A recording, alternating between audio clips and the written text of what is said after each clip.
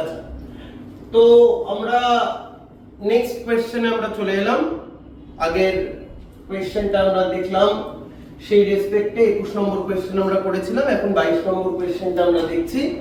22 নম্বর কোশ্চেনটা দেখেও তোমরা বুঝতে পারছো, এগেন এটা মলিকুলার বায়োলজি কোশ্চেন। এই কোশ্চেনটাও কিন্তু খুব ইন্টারেস্টিং একটা কোশ্চেন।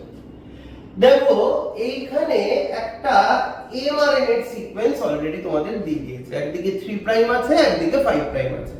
একটা mRNA সিকোয়েন্স তোমাদের দেওয়া আছে এবং বলেছে যে এই যে mRNA সিকোয়েন্স যেটা তোমাদের দেওয়া আছে, এই mRNA সিকোয়েন্সে থেকে যদি পলিপেপটাইড তৈরি হয়, এই পলিপেপটাইডের মধ্যে how many different types of amino acids are there? কত রকমের অ্যামাইনো অ্যাসিড থাকতে পারে। এটা অনেকটাই তোমাদের জেনেটিক কোড তোমরা পড়েছো। জেনেটিক কোড এই চ্যাপ্টারটার থেকে কোশ্চেনটাকে ফ্রেম করা হয়েছে। প্রথম এই কোশ্চেনটা সলভ করতে গেলে যেটা জেনারেলি তোমরা ভুল করো, তোমরা সব সময় এই জায়গা থেকে পড়া শুরু করো এবং দেখবে তোমরা এখানে একটা এইইউজি তোমাদের চোখে পড়ে যাবে। তোমরা ভাববে এটাই ইনিশিয়েশন কোডন, তার মানে আমরা এখান থেকে আমাদের জিনিসটাকে শুরু করতে হবে। কিন্তু সব সময় মনে রাখবে, প্রোটিন সিনথেসিস যখন হয়, প্রোটিন সিনথেসিস যখন হয়, তখন প্রোটিন সিনথেসিস সব সময় 5 প্রাইম ডাইরেকশন থেকে 3 প্রাইম ডাইরেকশনের দিকে হয়। তার মানে এই ক্ষেত্রে আমাদের কিন্তু এই mRNA-টাকে আমরা যে ডিকোড করা শুরু করব, সেটা আমাদের এই দিক থেকে শুরু করতে হবে। তাহলে এই দিক থেকে যদি আমরা পড়ি, দেখো A U G, আমরা কিন্তু এটাকে GU এ পড়বো না, আমরা তো এই দিক থেকে পড়া শুরু করেছি। তার মানে AUG, তার মানে আমরা জানি AUG কাকে কোড করে? মিথিওনিনকে কোড করে। মিথিওনিন আসবে। তারপরে কে আছে? CCC, CCC কাকে কোড করে? CCC আমরা জানি প্রোলিনকে কোড করে। তারপরে কে আছে? UUU, কাকে কোড করে? UUU ফিনাইলঅ্যালানিনকে কোড করে। তারপরে কে আছে? UGA, very important. আমরা জানি তিনটে ব্যাকটেরিয়াল সিস্টেমের ক্ষেত্রে, ইউক্যারিওট নয় কিন্তু, প্রোক্যারিওটিক সিস্টেম বা ব্যাকটেরিয়াল সিস্টেমের ক্ষেত্রে স্টপ কোডন তিনটে। কি কি? UAA, UAG আর UGA। তাহলে এখানে কি আছে? UGA, তার মানে এটা স্টপ কোডন। তাহলে কটা অ্যামাইনো অ্যাসিড এখানে রয়েছে? তিনটে অ্যামাইনো অ্যাসিড। তিনটে অ্যামাইনো অ্যাসিড আলাদা আলাদা টাইপের। তাহলে how many types of amino acid? Correct answer হবে 3। এখানেও একটা জিনিস তোমাদের একটু বলে দিই, যখনই প্রশ্ন দেবে তখন একটা জিনিস লক্ষ্য করবে, কোশ্চেনে কি চেয়েছে? হাউ মেনি অ্যামাইনো অ্যাসিড, না how many types of amino acid. How many amino acid হলে অসুবিধা নেই, গুনবে, যে কটা অ্যামাইনো অ্যাসিড কন্টেইনিং প্রোটিন তৈরি হয়েছে সেটা লিখে দেবে। কিন্তু হাউ মেনি টাইপস মানে সেক্ষেত্রে কিন্তু কটা টাইপ লিখতে হবে। মানে ধরো যদি এই ক্ষেত্রে নয়, অসুবিধা হলো না, ধরো এখানে যদি আরেকটা প্রোলিন থাকতো, তাহলে কিন্তু হাউ মেনি অ্যামাইনো অ্যাসিড 4টে, কিন্তু হাউ মেনি টাইপস হতো কিন্তু 3টে।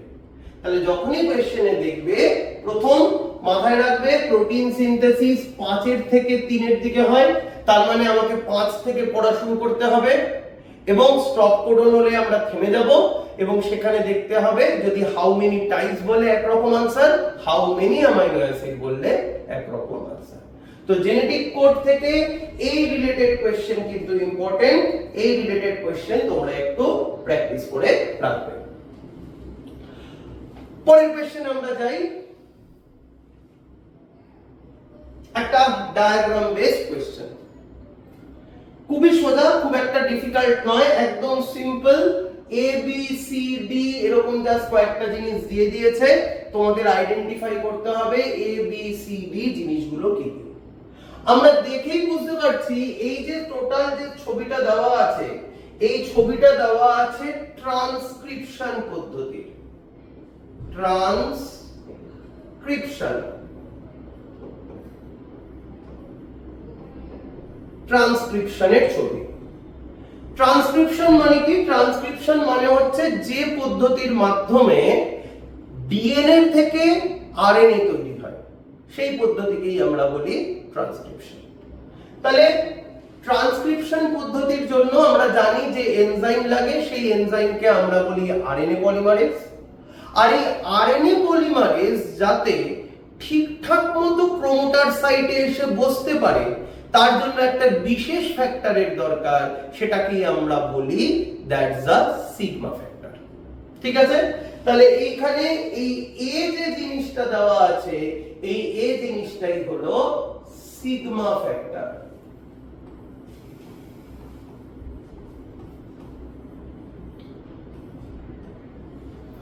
অলরেডি তোমরা নিশ্চয়ই পড়েছো যে প্রোমোটার সিকোয়েন্স, তার দু সাইডে দুটো রিজিয়ন থাকে, একটাকে বলা হয় -10 রিজিয়ন, একটাকে বলা হয় -35 রিজিয়ন। -10 রিজিয়নকে বলা হয় প্রিবনাউ বক্স, -35 রিজিয়নকে বলা হয় রিকগনিশন সিকোয়েন্স। তাহলে এই সিগমা ফ্যাক্টর কি করে? এই রিকগনিশন সিকোয়েন্সকে রিকগনাইজ করে এবং যার ফলে আরএনএ পলিমারেজ এনজাইম প্রোমোটারের উপর সঠিকভাবে বসে যায়। তাহলে এখানে এ হলো কি? এ হলো সিগমা ফ্যাক্টর। বি, এই ক্ষেত্রে বি আরএনএ পলিমারেজ। দেখো যখন ইলংগেশন হচ্ছে, এটা হলো ইনিশিয়েশন প্রসেস, প্রথমেরটা হলো ইনিশিয়েশন প্রসেস। এবার ইনিশিয়েশন প্রসেসের পর যখন ইলংগেশন প্রসেস হয়, যখন ইলংগেশন মানে কি? ইলংগেশন মানে হচ্ছে ডিএনএটাকে কপি করে আরএনএ তৈরি হচ্ছে। যখন এমআরএনএ তৈরি হয় তখন সিগমা ফ্যাক্টরটা রিমুভ হয়ে যায়। তার মানে এখানে দেখো সিগমা ফ্যাক্টর রিমুভ হয়ে গেছে, তার মানে শুধু কে পড়ে আছে? আরএনএ পলিমারেজ পড়ে আছে। এবার সি আর ডি, ডিটা আমরা বুঝতেই পারছি ট্রান্সক্রিপশনের ফলে কি হয়? ট্রান্সক্রিপশনের ফলে ডিএনএ থেকে আরএনএ তৈরি হয়। এই ক্ষেত্রে কোন আরএনএ তৈরি হচ্ছে? এমআরএনএ তৈরি হচ্ছে। So this is a mRNA. যেহেতু এটা প্রোক্যারিওট, আমরা কিন্তু ডাইরেক্টলি এমআরএনএ কথাটা বলে দিলাম। ইউক্যারিওট হলেই কিন্তু সেটাকে আমরা এমআরএনএ না বলে আমাদের বলতে হতো এইচএনআরএনএ, হেটারোজেনাস নিউক্লিয়ার আরএনএ। তাহলে এটা হলো এমআরএনএ। আর এই প্রসেসটাকে আমরা বলি টার্মিনেশন প্রসেস। টার্মিনেশন প্রসেসে একটা বিশেষ ধরনের ফ্যাক্টর লাগে, যেই ফ্যাক্টরটাকে আমরা বলি রো ফ্যাক্টর। Rho factor. তাহলে এখানে সি যেটা দেওয়া আছে সেটা রো ফ্যাক্টর।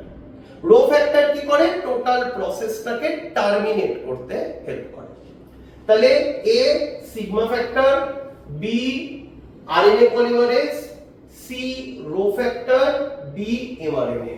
তাহলে সঠিক উত্তর 1। সোজা কোশ্চেন, খুব একটা ডিফিকাল্ট নয়, জাস্ট আমাদের জিনিসগুলোকে একটু আমাদের জানলেই হয়ে যাবে, আমরা এটাকে করতে পারব। চলো পরের প্রশ্নে আমরা চলে যাই।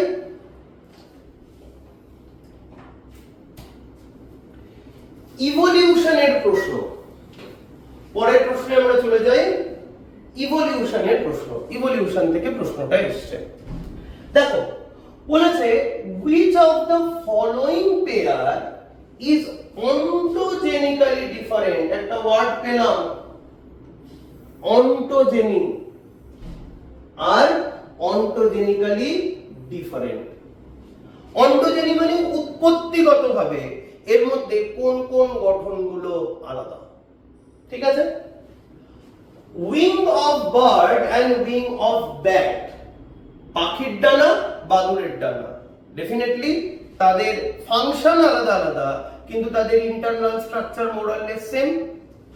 Leaf of ginkgo, leaf of mango, leaf bud থেকে তৈরি হচ্ছে, spine of wood apple, wood apple মানে হচ্ছে বেল, আর টেন্ড্রিল অফ পাম্পকিন, দুটোই স্টেম সেখান থেকে তৈরি হয়, স্টেমের মডিফিকেশন। উড অ্যাপেল বেল গাছের কাঁটা এবং কুমড়ো গাছের আকর্ষ দুটোই কাণ্ডের পরিবর্তিত রূপ। তার মানে অন্টোলজিক্যালি ডিফারেন্ট। কারেক্ট আনসার এটা হবে এ, কারণ spine of wood is a modification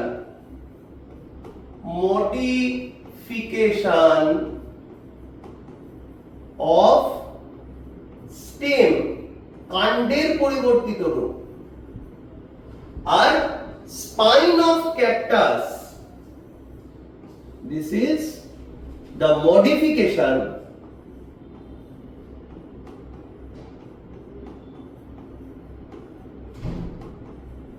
of leaf,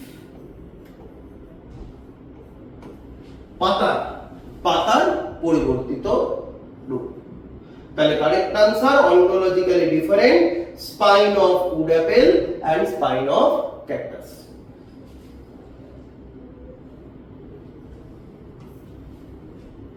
পরের প্রশ্নে চলে যাই।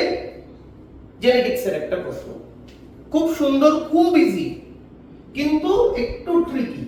এই ধরনের কোয়েশ্চেন কিন্তু তোমরা এক্সপেক্ট করতেই পারো, এই ধরনের কোয়েশ্চেন কিন্তু আসতেই পারে। দেখো বলেছে একটা পানেট স্কয়ার এখানে দেওয়া আছে এবং সেখানে একটা ডাইহাইব্রিড ক্রসের পানেট স্কয়ার, এখানে তোমাদের গ্যামেট গুলো দেওয়া আছে, কি কি গ্যামেট, এবং এক্স্যাক্টলি পুরো ক্রস করে পুরো ক্রসটা দেওয়া আছে। শুধু প্রজেনি গুলোর জেনোটাইপটা না লিখে তোমাকে এ বি সি ডি এরকম ভাবে দিয়ে দিয়েছে। এবার প্রশ্নে বলেছে, প্রশ্নে কি বলেছে, এক্স,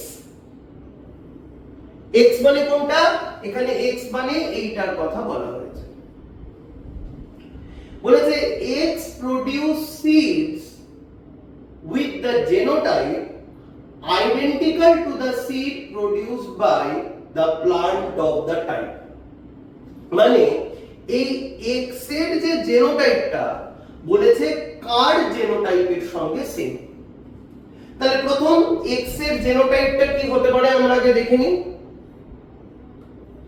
x এর জেনোটাইপটা কি হতে পারে, দেখো এইটা এইটা, তার মানে x এর জেনোটাইপটা হতেই পারে, মানে হতেই পারে কি হবে, capital Y small y,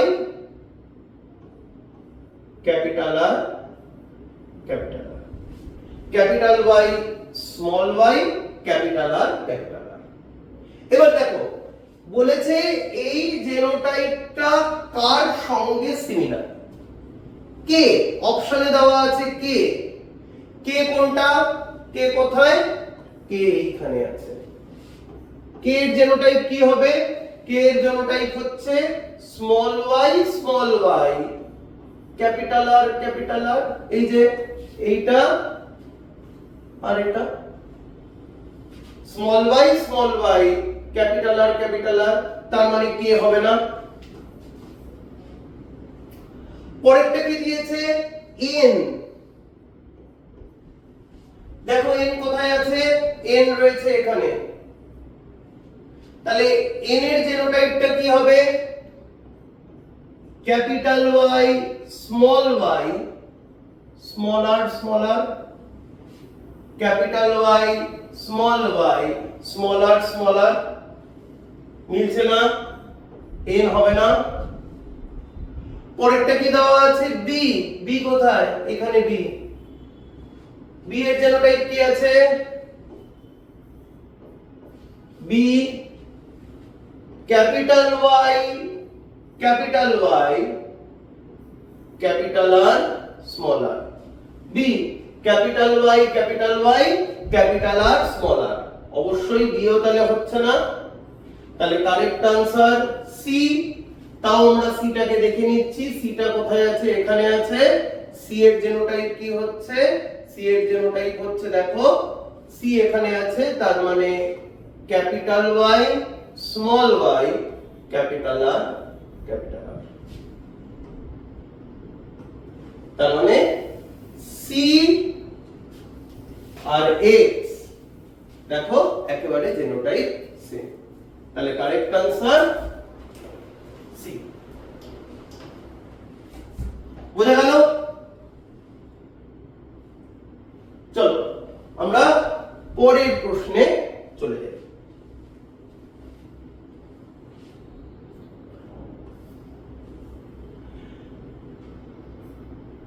informative একটা কোয়েশ্চেন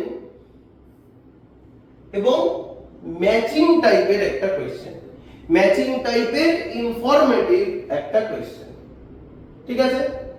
দেখো নিয়ান্ডারথ্যাল হিউম্যান ইভলিউশন থেকে কোয়েশ্চেন। আমরা জানি ব্রেন ক্যাপাসিটি সবচাইতে বেশি নিয়ান্ডারথ্যালের, তাহলে এখানে যা যা জিনিসগুলো দেওয়া আছে তার মধ্যে সবচাইতে ব্রেন ক্যাপাসিটি বেশি হচ্ছে নিয়ান্ডারথ্যাল, তার মানে নিয়ান্ডারথ্যাল হবে 1400 সিসি। তারপরে দেখো হোমো হ্যাবিলিস, হোমো হ্যাবিলিসের ব্রেন ক্যাপাসিটি হচ্ছে 650 থেকে 800 সিসি। নেক্সট হোমো ইরেক্টাস নিয়ান্ডারথ্যালের থেকে কম ব্রেন ক্যাপাসিটি, তার মানে 900 সিসি। এবং Australopithecus, this is the first aped. অস্ট্রালোপিথিকাসের ক্ষেত্রে কিন্তু ফার্স্ট বাইপেডাল মুভমেন্ট বা দ্বিপদ গমন আমরা কিন্তু অস্ট্রালোপিথিকাসের ক্ষেত্রে প্রথম দেখতে পেয়েছিলাম। তাহলে 1 1 2 2 3 4 4 3, তার মানে অপশন সি। পরের প্রশ্নে চলে যাচ্ছি।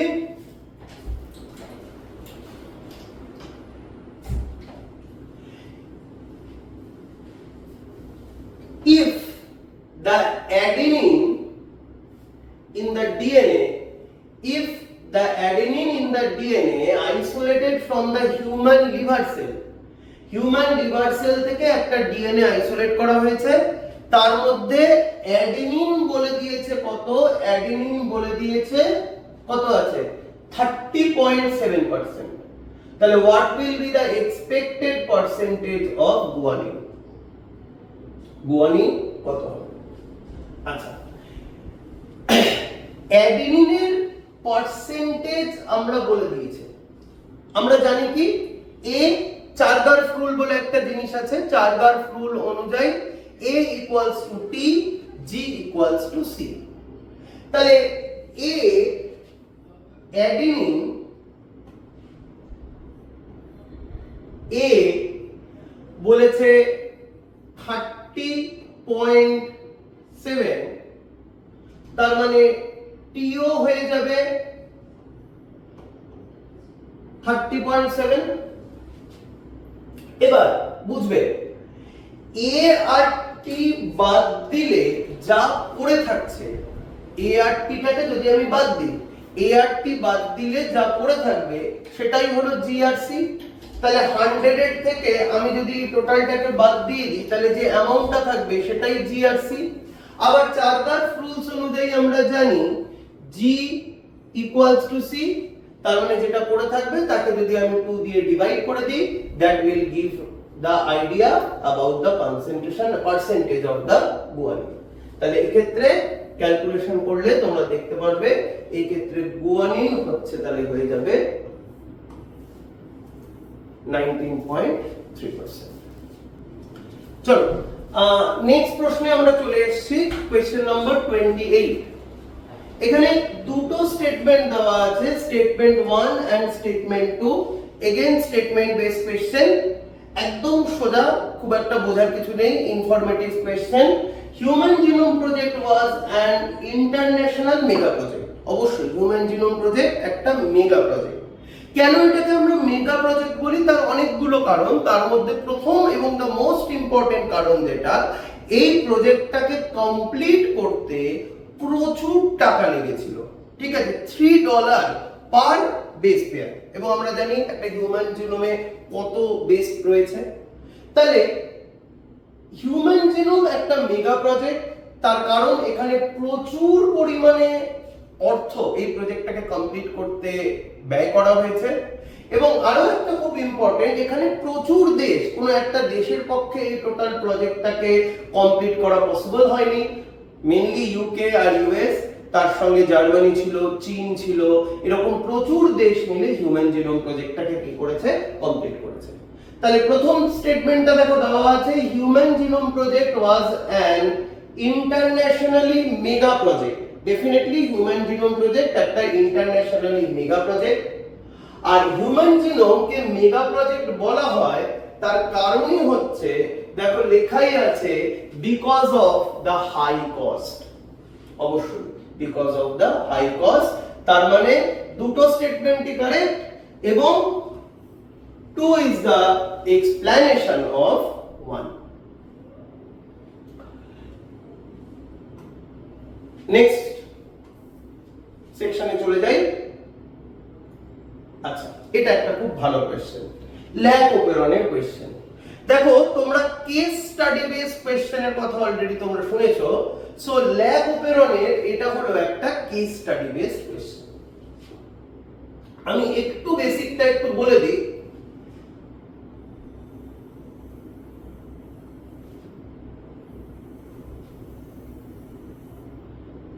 এটা ধরো ডবল স্ট্র্যান্ডেড ডিএনএ,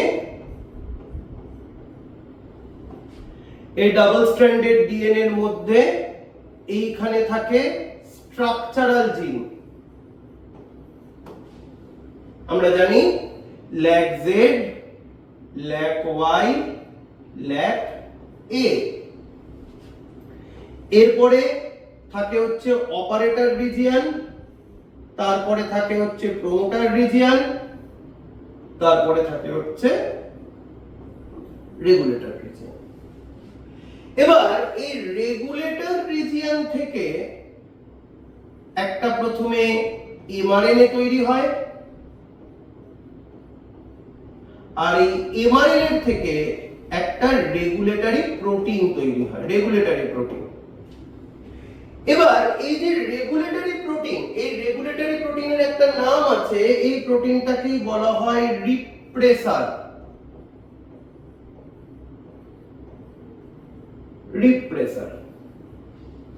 এবার এই রিপ্রেসার প্রোটিনের দুটো মেইন ক্যারেক্টার আছে। প্রথম, এই repressor protein is a very active form of protein. আর এই রিপ্রেসার প্রোটিন কার সঙ্গে গিয়ে বাইন্ড করে? এই রিপ্রেসার প্রোটিন অপারেটরের সঙ্গে গিয়ে বাইন্ড করে এবং অপারেটরকে কি করে দেয়? ব্লক করে দেয়। তাহলে অপারেটর যদি ব্লক হয়ে যায়, তাহলে প্রমোটার রিজিয়নে যে পলিমারেজ এনজাইম বসে আছে, যে পলিমারেজ এনজাইম প্রমোটার রিজিয়নে বসে আছে, সে আর সামনের দিকে এগোতে পারে না। তার মানে স্ট্রাকচারাল জিনগুলো সব কি হয়ে যায়?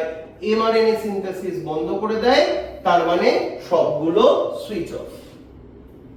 এবার আমাদের প্রশ্নে দেখো কি দিয়েছে, আমাদের প্রশ্নে দিয়েছে যে যদি what would happen if the repressor gene of the lag operon is mutated?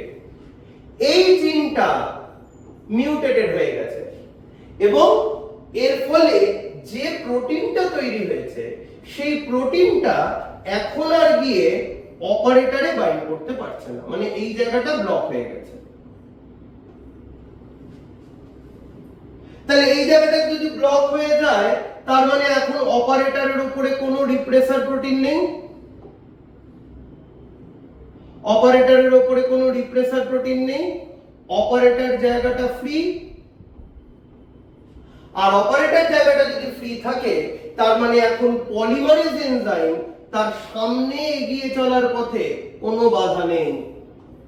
তাহলে পলিমারেজ এনজাইম সামনের দিকে এগিয়ে যাবে, তার মানে এই যে সিস্টেমটা অফ এতক্ষণ আমরা বলছিলাম, এই সিস্টেমটা এখন কি থাকবে? অন কন্ডিশনেই থাকবে। তাহলে এই সিস্টেমটা যদি অন কন্ডিশনে থাকে, তার মানে কি হবে? Continuous transcription of the operon gene. Operon জিনটা কন্টিনিউয়াসলি ট্রান্সক্রাইব হতেই থাকবে। তাহলে কারেক্ট আনসার কি হবে? কারেক্ট আনসার হবে 2। এই ধরনের কোশ্চেন কিন্তু একটু পড়ে রাখবে, এগুলোকে বলা হয় কেস স্টাডি বেস কোশ্চেন। এই ধরনের কোশ্চেন কিন্তু অবশ্যই তোমরা এক্সপেক্ট করতেই পারো তোমাদের সেমিস্টারের পরীক্ষায়। চলো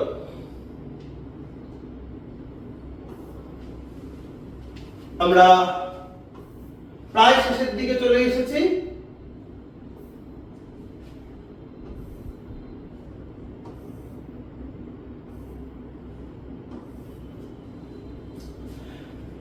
দেখো কোয়েশ্চেনটা দেখেই তোমরা বুঝতে পারছো যে কোয়েশ্চেনটা হচ্ছে ইন্ডাস্ট্রিয়াল মেলানিজম মানে ইভলিউশন এই পার্টটার কোয়েশ্চেন, ইন্ডাস্ট্রিয়াল মেলানিজমের কোয়েশ্চেন।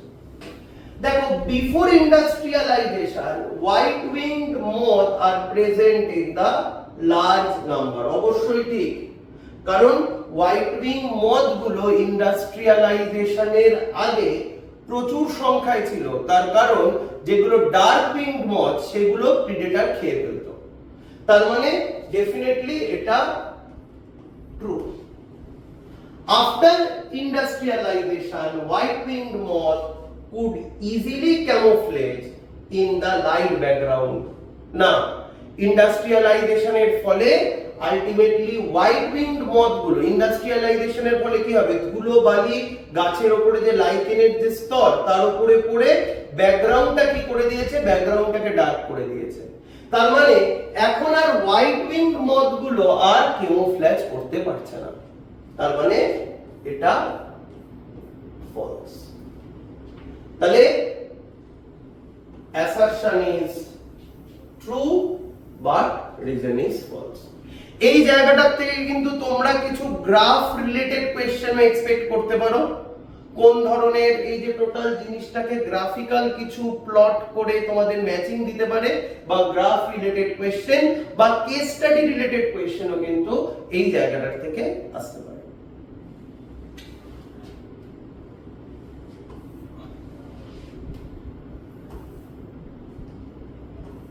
আবার একটা ম্যাচিং টাইপের question, select the correct match. এর মধ্যে কারেক্ট ম্যাচ কোনটা? দেখো রিডিসকভারি অফ মেন্ডেলস ওয়ার্ক, ডারউইন না, ডারউইন মেন্ডেলের আগে কাজ করেছিল, মেন্ডেল ডারউইনের পরে এসেছে। ডারউইনের কাজটাকে মেন্ডেল মডিফাই করেছে, তাহলে প্রথমেরটা ভুল। Capital A small a small b small b capital A small a small b small b shows 3:1 phenotypic ratio, এটা কিন্তু রাইট। এই অপশনটাকে ভালো করে লক্ষ্য করো, এটাকে দেখে অনেকটা তোমাদের ডাইহাইব্রিড ক্রসের মতো মনে হতে পারে, কিন্তু এটা মনোহাইব্রিড ক্রস। কেন? তার কারণ দেখো এই স্মল b এরা কিন্তু হোমোজাইগাস। তার মানে আসলে কিন্তু হেটারোজাইগাস কন্ডিশন একটাই রয়েছে।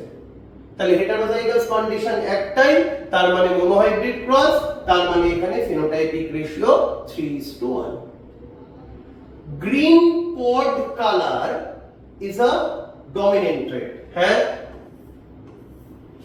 গ্রিন সিড কালার হলে রিসেসিভ হয়ে যেত, কিন্তু গ্রিন পড, পড মানে হচ্ছে ফল, তার ক্যারেক্টারটা ডমিনেন্ট ট্রেট, এটাও রাইট। তার মানে কারেক্ট আনসার হবে more than one option correct. সোজা কোশ্চেন এটা। পরের কোশ্চেনে চলে যাই, 32 নম্বর প্রশ্ন।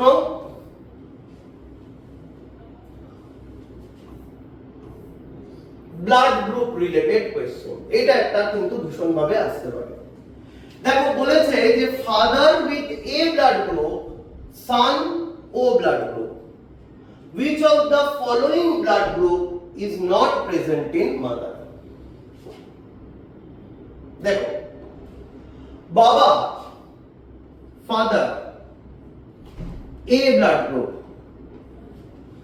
তার মানে এর জিনোটাইপটা কি হতে পারে? IA অথবা IAIO।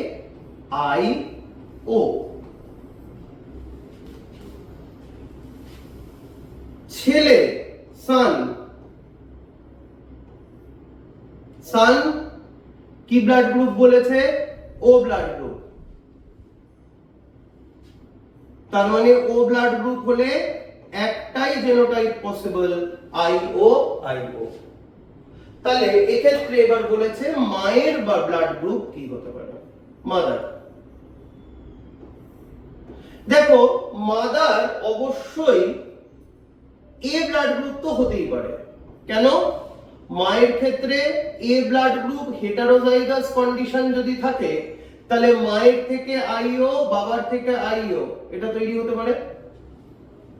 সিমিলারলি মা যদি বি ব্লাড গ্রুপ হয় তাহলেও সেম জিনিস পসিবল, কারণ বি ব্লাড গ্রুপের হেটারোজাইগাস কন্ডিশন আইবি আইও, এইটা আর এইটা এসে এটাকে তৈরি করতে পারে।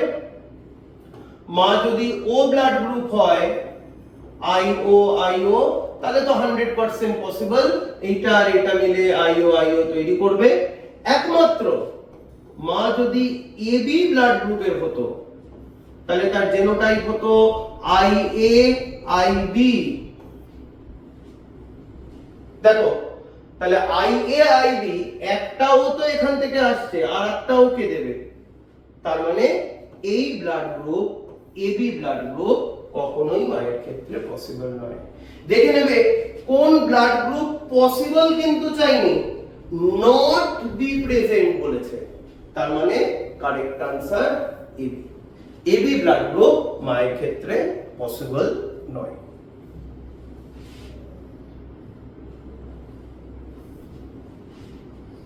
পরের কোশ্চেনে চলে যাই। ওকে,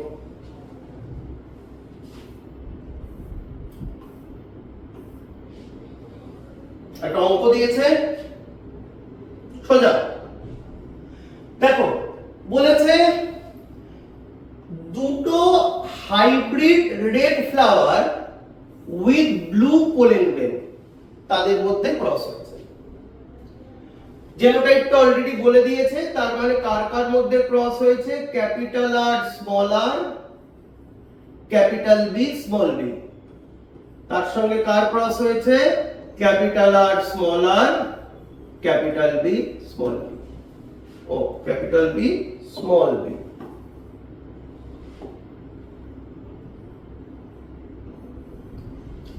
তাহলে আমরা দেখেই বুঝতে পারছি এটা ডাইহাইব্রিড ক্রস।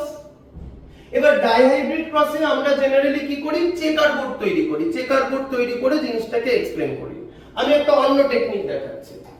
দেখো এই ডাইহাইব্রিড ক্রসের ক্ষেত্রে চার ধরনের প্রজেনি তৈরি হয়।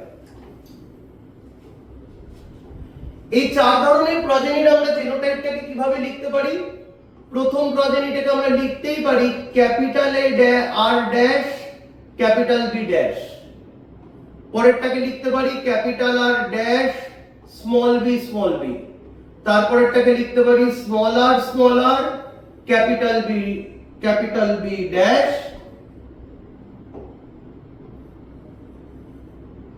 আর লাস্টেরটা স্মল আর স্মল বি। বুঝবে? দেখো ক্যাপিটাল আর তারপরে একটা ড্যাশ লেখার মানে কি, ক্যাপিটাল আর এর পর ড্যাশ লেখার মানে হচ্ছে এই ড্যাশের জায়গায় যদি আমি ক্যাপিটাল আর লিখতাম তাহলেও যা ক্যারেক্টার থাকতো, স্মল আর লিখলেও সেম ক্যারেক্টার। কেন? আরটা ডমিনেন্ট। সিমিলারলি ক্যাপিটাল বি এর পর ড্যাশ লেখা মানে হচ্ছে এই ড্যাশে আমি ক্যাপিটাল বি লিখলেও যা ক্যারেক্টার থাকবে, স্মল বি লিখলেও সেম ক্যারেক্টার। তার জন্য ডমিনেন্ট জিনটার পরে আমি একটা ড্যাশ বসিয়ে দিচ্ছি। সিমিলারলি এখানেও তাই, ক্যাপিটাল আর স্মল বির যা ক্যারেক্টার, ক্যাপিটাল আর স্মল বিরও same character. Similarly like that small R capital বির যা character, small R capital B same character. তাহলে ক্যারেক্টার গুলো কি কি, এটা হলো red flower plus blue pollen.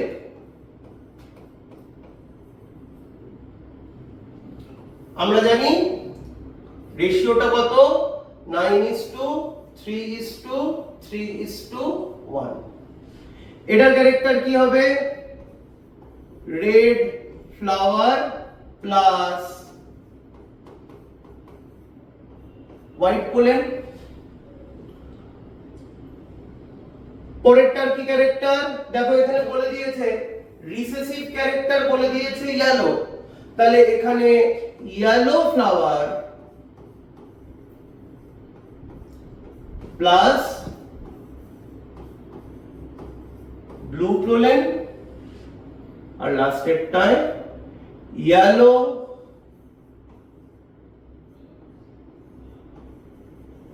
Flower plus white pollen. Ratio কতগুলো তৈরি হচ্ছে আমরা জানি, এটা 9, এটা 3, এটা 3, এটা 1। এবার দেখো প্রশ্নে কি বলেছে, প্রশ্নে বলেছে how many plants among the প্রজেনি having white pollen. White pollen কটা রয়েছে দেখো, হোয়াইট পোলেন কোথায় কোথায় তৈরি হয়েছে, এইটা এইটা, তার মানে 4টে, কততে 16তে। কতগুলো প্রজেনি আছে, 2000টা প্রজেনি কিন্তু 2000 করে দেবো, তার মানে আনসার কত হবে, আনসার হবে 500।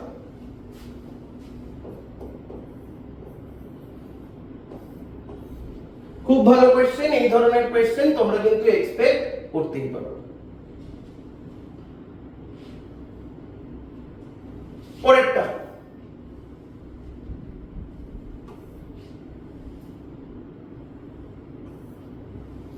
মেসেলসন এন্ড স্ট্যাম্প এক্সপেরিমেন্ট রিলেটেড একটা question. Meselson and Stahl experiment related question.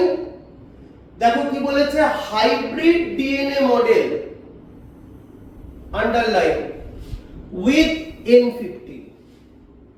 তাহলে হাইব্রিড ডিএনএ মডেল মানে একটা N15 আর একটা N14, হাইব্রিড ডিএনএ মডেল। দুবার আমি কি করছি, রেপ্লিকেট করছি, রেপ্লিকেট টুয়াইস। তাহলে প্রথমবার যখন রেপ্লিকেশন হবে কি হয় আমরা জানি, ডিএনএ গুলো আলাদা হয়ে যায়। তাহলে দুটো ডিএনএ প্রথম আলাদা আলাদা হয়ে গেছে। এবার কোন মিডিয়ামে আমরা রেপ্লিকেট করেছি, আমরা দেখ নরমাল কালচার মিডিয়ামে রেপ্লিকেট করেছি। নরমাল কালচার মিডিয়াম মানে N14। তার মানে যে ডিএনএটা তৈরি হবে সেই ডিএনএটাও N14ই হবে। তাহলে এইটা হয়ে যাবে N14, N14, একটা হয়ে যাবে N15, N14। তাহলে এই কন্ডিশনের ক্ষেত্রে হাইব্রিড ডিএনএ কত, 1:1, তার মানে 50%। আমাদের কি বলেছে, আমরা দুবার রেপ্লিকেট করিয়েছি, তার মানে এই ডিএনএটা আবার রেপ্লিকেট করবে, তার মানে এইটা আলাদা হবে, এইটা আলাদা হবে, ঠিক একই রকম এইটা এইটা আলাদা হবে। সেম মিডিয়ামে রেপ্লিকেট করিয়েছি, তার মানে নতুন একটা ডিএনএ তৈরি হয়েছে, সবগুলোই N14 হবে। তার মধ্যে দেখো এইটা একমাত্র হচ্ছে হাইব্রিড, তার মানে চারটের মধ্যে একটা 25%। Correct answer 25%।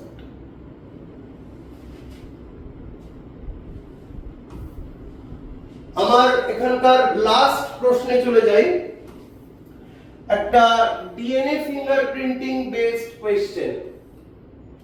আমরা জানি ডিএনএ ফিঙ্গারপ্রিন্টিং এই টোটাল প্রসেসটা স্যাটেলাইট ডিএনএ কে আমরা আইডেন্টিফাই করি। স্যাটেলাইট ডিএনএ এর ক্যারেক্টার অনুযায়ী আমরা কি করি, আইডেন্টিফাই করি কে এক্স্যাক্টলি কোন একটা ধরো ক্রাইম হয়েছে, ক্রাইমটা কে করেছে, বা ধরো কোনো একজন ছেলে বা মেয়ে তার এক্স্যাক্টলি পেরেন্টকে আমরা স্যাটেলাইট ডিএনএ এর সাহায্যে আমরা কিন্তু আইডেন্টিফাই করতে পারি। তো দেখো এখানে ডিএনএ ফিঙ্গারপ্রিন্টিং এই টোটাল প্রসেসে এখানে দেখো কয়েকটা আমার গ্রুপ দেওয়া আছে 1 2 3 4 5। এবার প্রথমটা দেখো দেওয়া আছে রানী মা,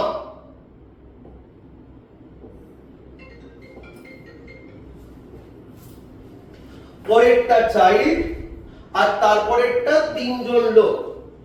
কার ফিঙ্গারপ্রিন্টটা এক্স্যাক্টলি ম্যাচ করছে সেটা আমাদের এখান থেকে জানতে বলা হয়েছে। তাহলে আমরা চাইল্ডের ফিঙ্গারপ্রিন্ট দেখো মায়ের সঙ্গে এখানে ম্যাচ করেছে, এইখানে ম্যাচ করেছে, এইখানে ম্যাচ করেছে। তাহলে আমরা বুঝতেই পারছি যে এই চাইল্ডটার মা হচ্ছে রানী।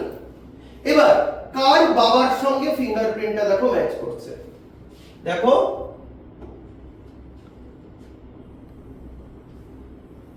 এই দুটো একেবারে সেম, এটা সেম, এবং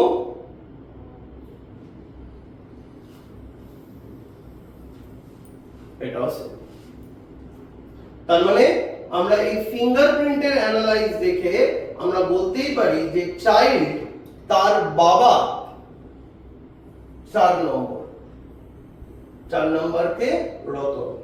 so the biological father of the child is Ratan. তাহলে এই রকম ডায়াগ্রাম বেসড কোশ্চেন আমাদের আসতে পারে, যেই কোশ্চেনস গুলো দেখে আমরা জাস্ট ম্যাচিং করে তোমরা বলে দিতে পারো যে কে কার এক্স্যাক্টলি পেরেন্ট বা কার মধ্যে ম্যাক্সিমাম সিমিলারিটি রয়েছে।